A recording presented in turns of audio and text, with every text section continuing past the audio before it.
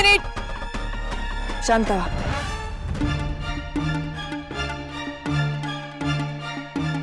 हे बघा, आपल्या फडक्यांबरोबर काय झाले ते अत्यंत चुकीचं आहे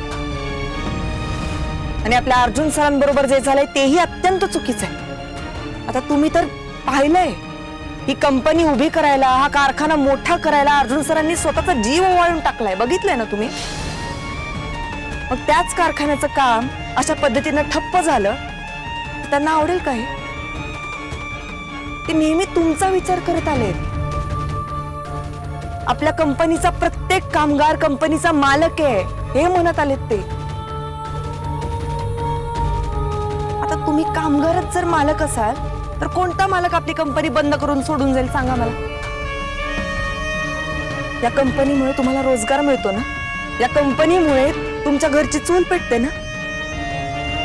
मग असा जर संप सुरूच ठेवला तरी कंपनी, हा कारखाना, अहो सगळंच गोत्यात येईल आणि आपणच आपल्या पोटावर लाथ मारून घेऊ. ते सगळं बरोबर आहे मॅडम, पण आपल्या फडके सरांवर मला माहितीये मला, पण हा संप सुरू ठेवला तर त्यांचा खरा गुन्हेगार सापडणार आहे का? हे बघा, फडक्यांचा खरा गुन्हेगार आज आणि उद्या कधी ना कधी तरी सापडणारच आहे. त्याला योग्य ती शिक्षा केली जाणार आहे. पण तुम्ही नका असं अडून राहू. मी कळकळीची विनंती करते, काम थांबवू नका प्लीज, हात जोडते. तुमचा शब्द आमच्यासाठी लाखमोलाचा आहे. तुमचा शब्द आम्ही कधीच खाली पडू देणार नाही. मॅडम, अर्जुन सर ऑफिसला कधी येणार आहे? आम्हाला आमचे अर्जुन साहेब हवेत. तुमच्या अर्जुन साहेबांना इथे परत आलेलं पाहायचंय ना तुम्हाला? मग त्यांनी परत यावं असं तुमची खरंच इच्छा असेल तरी ऑफिस सुरू ठेवा. तेच जर बंद व्हायच्या मार्गावर असेल तर त्यांच्या येण्याला काय अर्थ आहे? होईल, सगळं नीट होईल. फक्त तुम्ही साथ सोडू नका. हो मॅडम, तुम्ही बोललात ना, झालं तर चला रे कामावर जाऊ. अर्जुन साहेबांचा विजय असो, विजय असो. अर्जुन साहेबांचा विजय असो, विजय असो. अर्जुन साहेबांचा विजय असो, विजय असो. अर्जुन साहेबांचा विजय असो, विजय असो. हे एवढं सगळं केलं तेव्हा तुझे कामगार कुठंतरी काम करायला तयार झाले. त्यांना अर्जुनच हवाय आणि आपण अर्जुनची जागा कशी घेऊ शकू याच्यावर जरा अक्कल लढवा.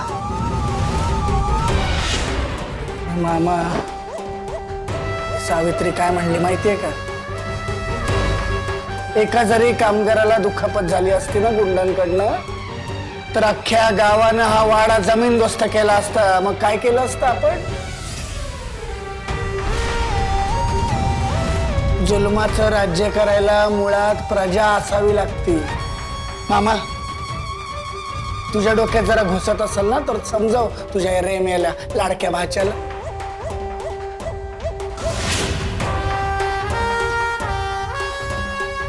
समजाव बाबा.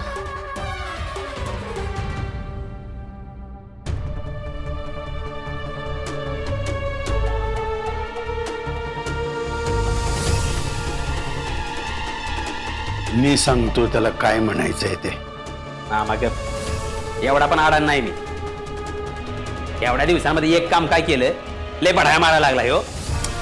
बल्लू, तो जे तुला आत्ता बोलला ते महत्वाचं नाहीये. त्या सावीच्या एका शब्दामुळे संप मिटलाय. मला हे जास्त चिंतेचं वाटतंय बल्ल्या.